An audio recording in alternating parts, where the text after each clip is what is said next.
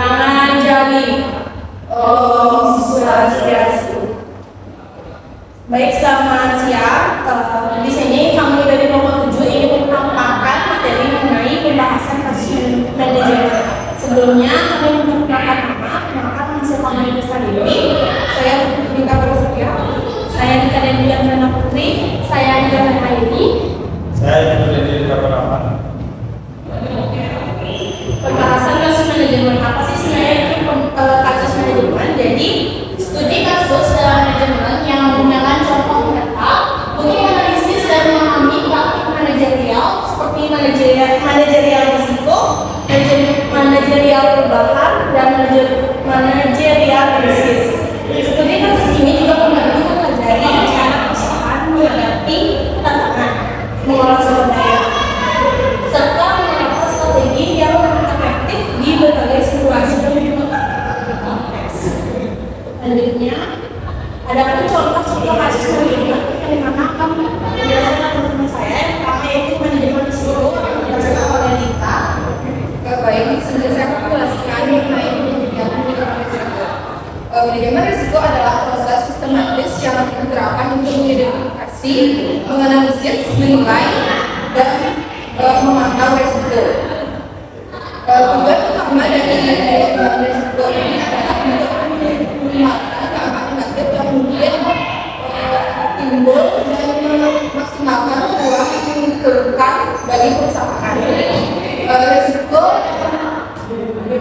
dihadapi oleh perusahaan akan berasal dari berbagai sumber, seperti ketidakpastian finansial, kegagalan hukum, kesalahan manajemen, strategis, kecelakaan, dan bencana alam. Adapun jenisnya yaitu adalah yang pertama identifikasi risiko, yang kedua analisis risiko, dan yang ketiga evaluasi risiko, keempat penanganan risiko, dan yang terakhir adalah pemantauan dan review. Baik, selanjutnya adapun manajemen krisis akan menjelaskan saya akan menjelaskan tentang manajemen krisis. Manajemen krisis adalah proses mengidentifikasikan, mengenai dan mengatasi situasi yang dapat memungkinkan perubahan atau organisasi secara besar-besaran. Krisis bisa datang dari berbagai sumber, baik internal maupun eksternal, dan dapat menimbulkan dampak yang merusak citra, reputasi, serta kondisi finansial perusahaan. Adapun jenis krisis yang dihadapi perusahaan yang pertama adalah krisis keuangan, krisis reputasi, krisis operasional, dan krisis hukum. Baik, selanjutnya contoh yang ketiga yaitu manajemen perubahan yang menjelaskan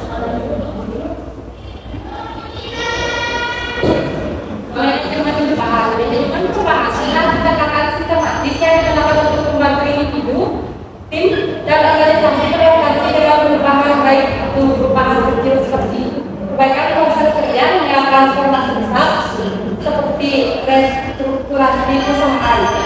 Tujuan utamanya membuat perubahan menjadi lebih mudah diterima dan dijalankan oleh semua pihak yang terlibat. Adapun jenis kasus manajemen perubahan yaitu yang pertama ada ARMA,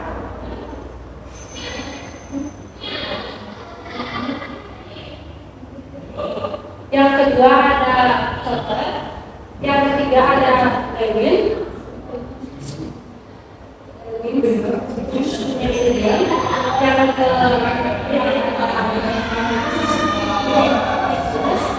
dan yang terakhir ada Readers.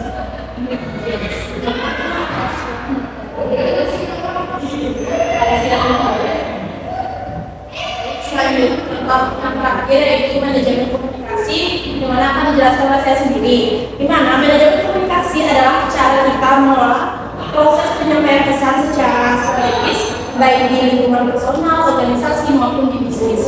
Ibaratkan kita lagi main game, komunikasi itu juga berkarakternya dan manajemen adalah strateginya.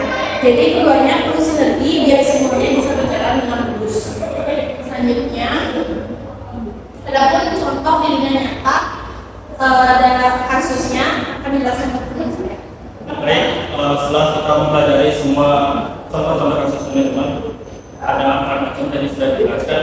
Sekarang kami akan mengangkat satu contoh kasus yang berada di dunia nyata, yaitu adalah kasus manajemen risiko, di mana nama perusahaan yang mengalami kasus ini adalah PT Unilever Indonesia. Seperti kita sudah kenal, yang sudah dihasilkan mulai dari sabun, alat mandi dan sebagainya.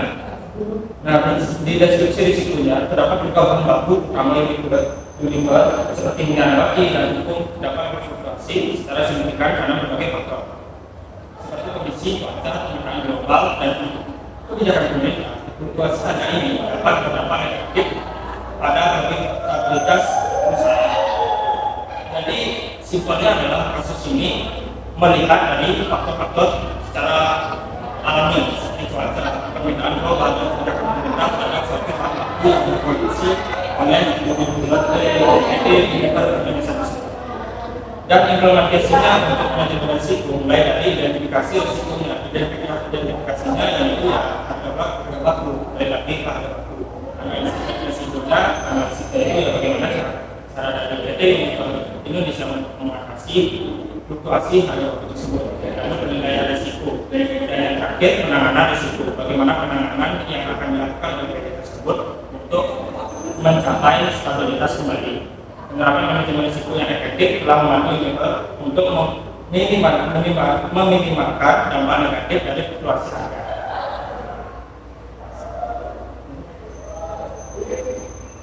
Nah, yang terakhir adalah tantangan dalam manajemen. Tantangan dalam manajemen operasi melibatkan berbagai faktor yang mungkin berdampak pada efisiensi. Salah satu permasalahan tersulit adalah mengelola variasi permintaan pasar seperti perubahan keyakinan konsumen atau mungkin perubahan tren yang cepat. Jadi simpelnya tantangan dalam manajemen itu sendiri bagaimana kita mengelola produk agar produk kita itu bisa disukai oleh manajemen dan terus update, tidak hanya tren yang masa dalam satu periode tertentu saja. Selain itu, dunia usaha harus menghadapi tekanan untuk menurunkan biaya produksi dengan tetap menjaga kualitas produk atau layanan. Jadi simpelnya itu bagaimana seorang perusahaan itu bisa menekan biaya produksi mereka dan mereka juga mendapatkan profit yang stabil.